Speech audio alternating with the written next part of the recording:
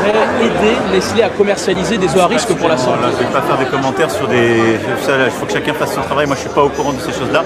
Je suis venu parler cancer, je suis venu parler santé et la constance qu'on doit avoir. Merci. Non, il y a de l'entente avec personne. Il n'y a pas de connivence avec qui que ce soit. Il y a un travail qui est fait. Mais je me permets quand même de revenir au sujet du jour. Je veux bien que vous ayez vos actualités, mais c'est suffisamment important et je pense que pour le pays, on a suffisamment de gens qui se battent, qui contre des cancers, qui pour aider, je pense à tous nos soignants, pour qu'on lui consacre toute notre attention. Nestlé Waters, alors là, on est en eau trouble. On est dans un scandale d'État. Un scandale d'État énorme. L'enquête sénatoriale qui a été menée par Alexandre Ouzil, sénateur PS, dénonce une dissimulation par l'État des manquements de Nestlé Waters relevant d'une stratégie délibérée. L'épisode le plus marquant est sans doute celui du rapport caviardé par les soins de Nestlé Waters. Eh oui, des ministres, un préfet et le directeur de l'Agence régionale de santé d'Occitanie ont accepté de dissimuler les contaminations. Des décisions en faveur de l'industriel ont été validées jusqu'en le cabinet de Elisabeth Borne, alors première ministre, qui, soi-disant, n'était pas informée. On va écouter le rapporteur Alexandre Ouzil sur le scandale Nestlé Waters qui montre la corruption au sommet de l'État entre Nestlé et à la fois l'Élysée, Matignon, les agences de santé, etc. Parce que Nestlé fait la loi. Nous sommes en France. Écoutez, c'est scandaleux. En effet, vous avez un industriel qui devient co-auteur du rapport, c'est-à-dire qu'il y a des paragraphes entiers du rapport, laudateurs pour Nestlé, qui sont rajoutés à la demande de l'industriel. Nous, on retrace les mails, on voit les envois de Nestlé. Les mails, ils sont édifiants, les mails. Ils sont édifiants. Vous avez donc des envois et les paragraphes. On fait un avant-après dans le rapport, donc vous pouvez bien vous rendre compte des choses, ce qu'aurait dû être le rapport normalement et ce qu'il a été. Et puis vous avez l'industriel qui se fait censeur du rapport. En effet, les mentions des bactéries qui sont biffées, les mentions des traces de PFAS qui sont biffées, des polluants qui sont biffés. Et donc, vous êtes dans cette situation où l'instructeur, le fonctionnaire instructeur, celui qui a travaillé sur le rapport, demande le retrait de sa signature. Et alerte. Et alerte, bien sûr. Et alerte. Et vous avez un triangle qui est cabinet santé, direction générale de l'ARS, préfecture. L'ARS, c'est l'Agence régionale de santé. L'Agence régionale de santé, qui choisit quand même de produire ce rapport caviardé au CODERST. Donc là, pour moi, ça appelle à la fois inspection et sanction. Le CODERST, c'est une autorité, si vous voulez, une instance consultative locale dans laquelle il y a des associations environnementales, la société est un peu représentée. C'est ça. Et donc ça, on modifie le rapport et on amène un rapport qui est en effet caviardé. Je ne sais pas si vous vous rendez compte de l'ampleur des révélations. Là, le sénateur Ouzil explique que c'est Nestlé qui a caviardé le rapport, qui a carrément écrit des pans entiers du rapport pour à la fois enlever le pire et rajouter des infos dans le sens de l'industriel Nestlé. Nestlé Waters, c'est Perrier, un sponsor de Roland Garros, mais vous avez aussi Contrex et d'autres. En fait, l'eau minérale n'est pas une eau minérale, elle a été traitée comme une eau de robinet. Est-ce qu'il y avait des dangers pour la santé ?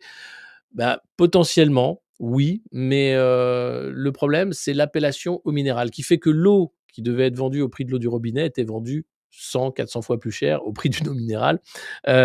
Tout ça avec l'aide du gouvernement, des autorités qui ont accepté, sauf quelques fonctionnaires vertueux qui ont refusé de signer ce rapport et qui ont demandé à ce que leur nom soit enlevé. Encore un scandale d'État sous la Macronie.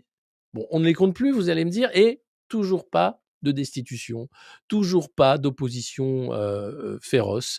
Il y a une pétition actuellement sur le site de l'Assemblée nationale pour la destitution d'Emmanuel Macron. Voilà, cas un cas, on peut aligner les affaires. En Macronie, voilà comment on parle de ce scandale d'État. Alors quand on fait le retour en arrière et quand on voit la situation aujourd'hui, il vaut mieux être clair et admettre, sans doute une erreur d'appréciation, mais même pas sans doute, une erreur d'appréciation. Une erreur d'appréciation. Alors lui, là, Aurélien Rousseau, c'est l'ancien ministre de la Santé, je ne sais pas si vous vous rappelez. Voilà, une erreur d'appréciation. On appelle ça de la corruption, en français normal, quand on ne parle pas la langue progressiste.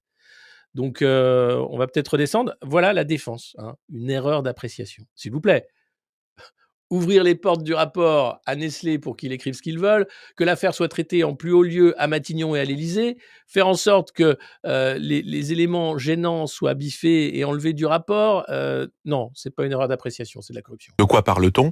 On parle d'un scandale puisque c'est le mot qui est toujours là, d'une tromperie commerciale de très grande ampleur, organisée par Perrier, par Nestlé, et c'est grave. De quoi ne parle-t-on pas, je tiens à le dire. Une tromperie commerciale, c'est-à-dire des gens qui achètent au prix d'une eau minérale en bouteille, une eau qui en réalité a été filtrée, a été traitée. Le...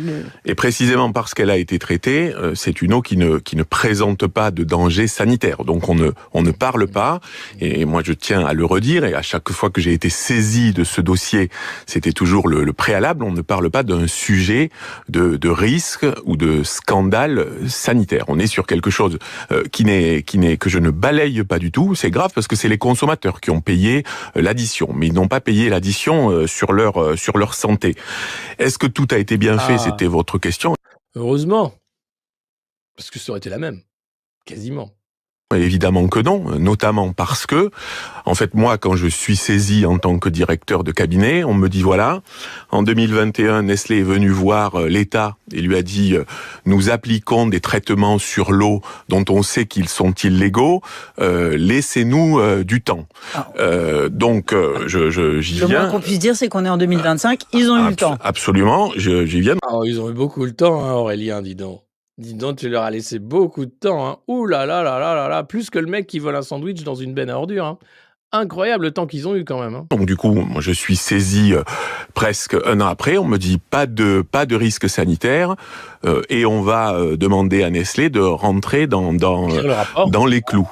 Ce qui est sûr, c'est qu'on est en 2025. En effet, Nestlé n'est pas encore rentré dans les clous, donc aujourd'hui ne devrait pas avoir le droit à cette application, à cette appellation eau minérale, mais on n'a changé aucune règle sanitaire. Et un instant, je fais le raisonnement inverse parce qu'il faut toujours s'orienter là-dessus.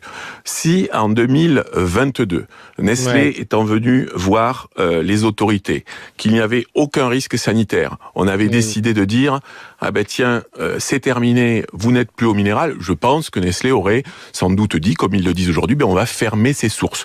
Eh bien, je pense qu'on nous aurait traité de technocrates maboules. C'est ça la réalité de ce qui se serait passé. Maintenant, il faut une vigilance. De technocrates corrompus que de technocrates maboules. Bon, c'est un choix. Hein. Moi, écoutez, la corruption, c'est quand même un métier. Hein. Attention, c'est pas rien, quoi. Une erreur d'appréciation, Aurélien. Hey, et alors, mais qu'est-ce que ça fait si je n'aime pas les protocoles, les idées